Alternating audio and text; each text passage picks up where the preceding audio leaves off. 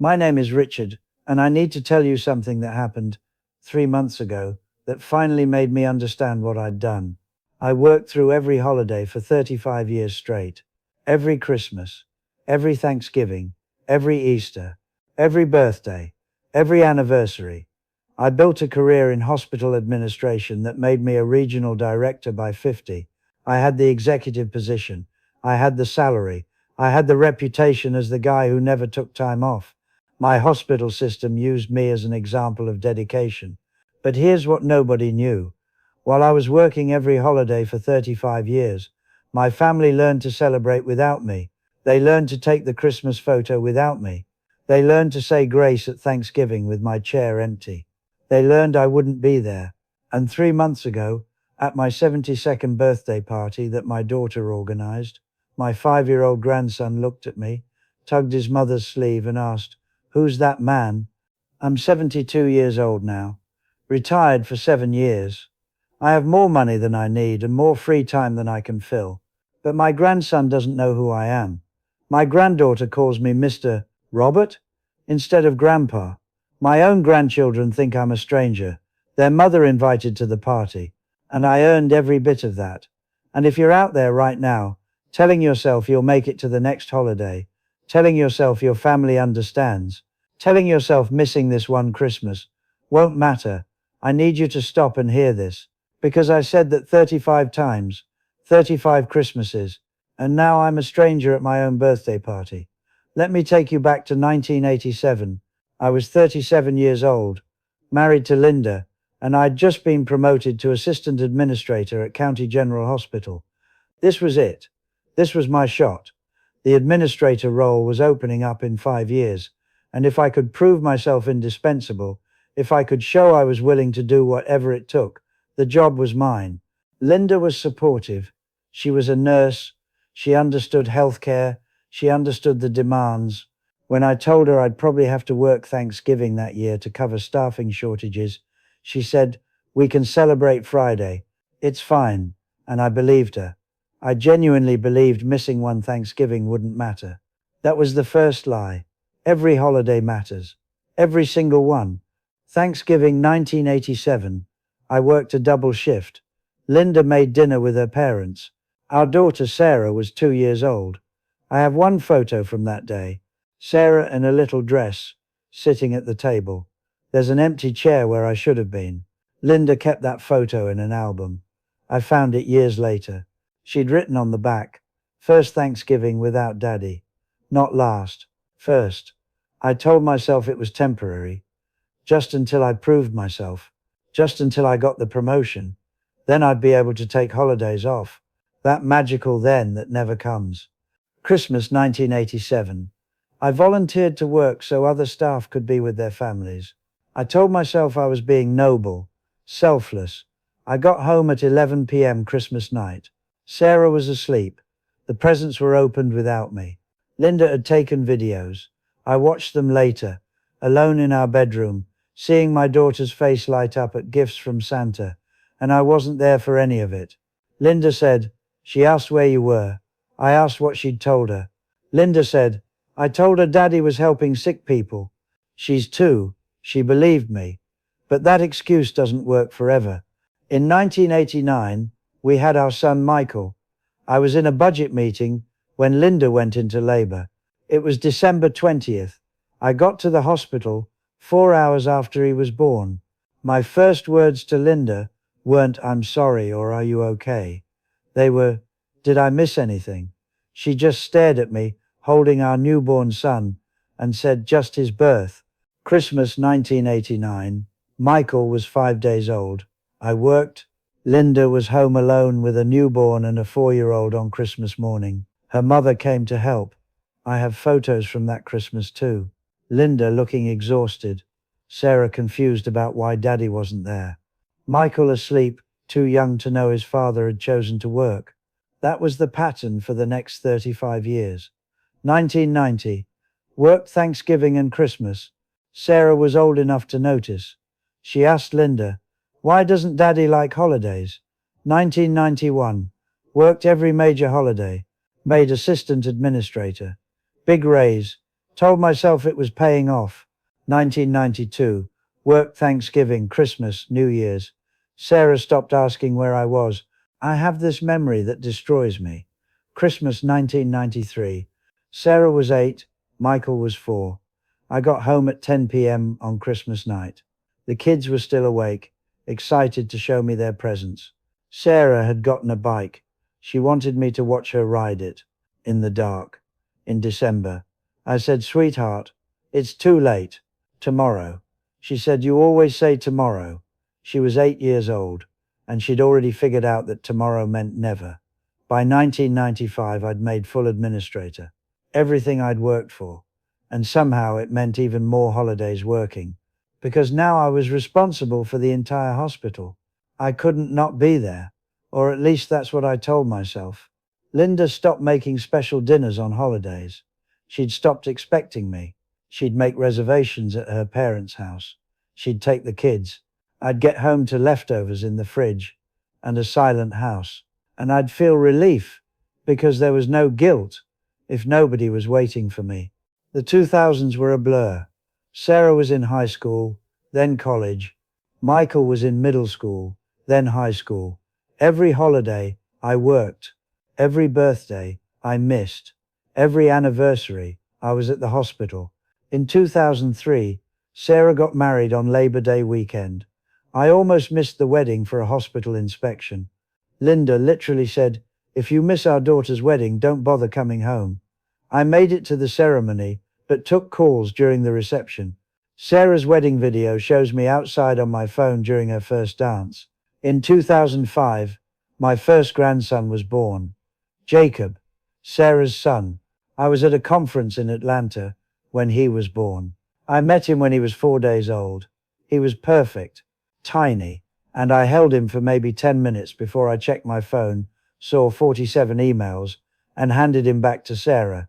Christmas 2005. Jacob's first Christmas. I worked. Linda and Sarah took Jacob to see Santa. I have the photo. 3 generations. No grandfather. That pattern continued for the next 12 years. Every Christmas, every Thanksgiving, every Easter, I worked. Jacob grew up. Another grandson was born in 2008. Tyler, a granddaughter in 2010. Emma. I worked through all their holidays, all their birthdays, all their firsts. I'd show up occasionally, brief appearances. I'd bring expensive gifts thinking that compensated for absence. I'd stay for 30 minutes, then claim I had to get back to the hospital. The kids would barely look at me. I was just this man who showed up sometimes with presents and left. Linda warned me over and over. "They don't know you, Robert. You're a stranger to your own grandchildren." I'd get defensive.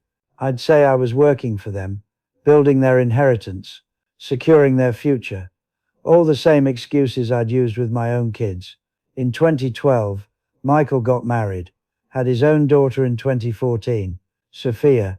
I held her once in the hospital, then didn't see her again for 6 months because of my schedule. By 2015, I had 4 grandchildren who barely knew me. Jacob was 10, Tyler was 7, Emma was 5, Sophia was 1. They'd see me maybe 3 times a year. Brief visits. I'd try to talk to them, and they'd hide behind their parents. I was a stranger. Linda said, "This is what you chose. Don't act surprised." In 2017, I finally retired. I was 67 years old. I thought, this is it. Now I can be the grandfather I always meant to be. Now I have time, but time doesn't create relationships. Presence does, and I'd been absent for 35 years. I tried to connect with my grandchildren. I'd invite them over. They'd come reluctantly, dragged by their parents. They'd sit awkwardly, not knowing what to say to me. I'd ask about school, and they'd give one-word answers. I was a stranger trying to force a relationship that had never existed. Sarah was civil but distant. She'd bring the kids over for obligatory visits. Michael was the same. They were doing their duty, but there was no warmth, no real connection. I'd been absent their entire childhoods. Why would they want me around now? The grandchildren were polite. They'd been taught to be respectful to adults. But that's all I was, an adult, not grandpa. just some old man their parents made them visit. Last November, Linda helped Sarah plan a surprise 72nd birthday party for me. Small gathering, just family, Sarah, Michael, their spouses, the 4 grandchildren. Linda had it at our house. Cake, decorations, the whole thing. I walked in, and everyone yelled, "Surprise!" The kids looked confused about why they were celebrating this stranger's birthday. We sat down for cake. Jacob, now 17, was on his phone. Tyler, 14, looked bored. Emma, 12, kept whispering to her mother. And Sophia, Michael's daughter, now 8 years old, sat next to her mother and stared at me. She tugged her mother's sleeve and, in a voice everyone could hear, asked, "Who's that man?" The room went silent. Michael said, "Sophia, that's Grandpa Robert." She looked confused. She said, "I thought Grandpa was the man at Mommy's parents' house." She meant her maternal grandfather, the man who showed up to her events, who knew her favorite color, who actually acted like a grandfather. I was just some man she'd met a few times, some stranger her parents called Grandpa, but who'd never been present enough to earn that title. Everyone tried to move past it. They sang happy birthday.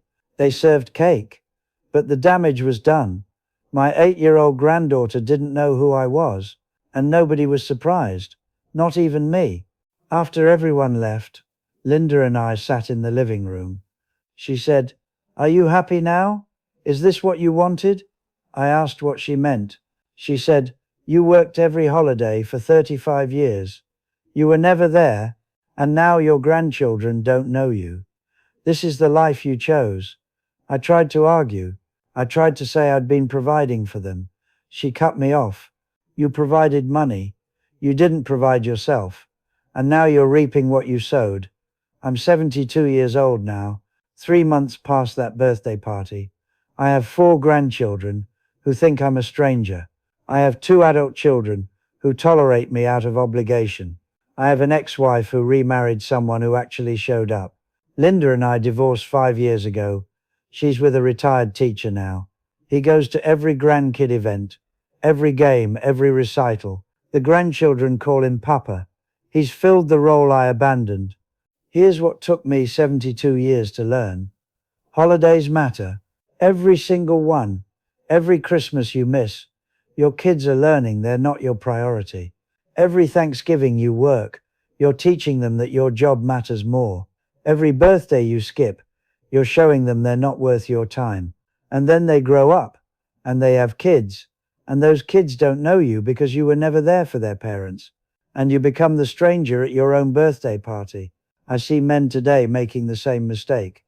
Working every holiday, telling themselves it's temporary, telling themselves their families understand, telling themselves one missed Christmas won't matter. But it does matter. Every single one matters. Your kids are counting. Your wife is keeping track. And one day you'll show up and realize nobody knows you anymore. If I could go back to 1987, I'd tell my 37-year-old self, "Don't work that Thanksgiving. Don't miss that Christmas. That promotion isn't worth more than watching your daughter's face light up on Christmas morning. That career isn't worth more than being there. Your hospital will survive without you. Your company will manage. Your job will get done. But your daughter's childhood only happens once. And she won't wait for you to decide it's finally important enough to show up." I worked through 35 Christmases, 35 Thanksgivings, 35 years of holidays. And what do I have to show for it?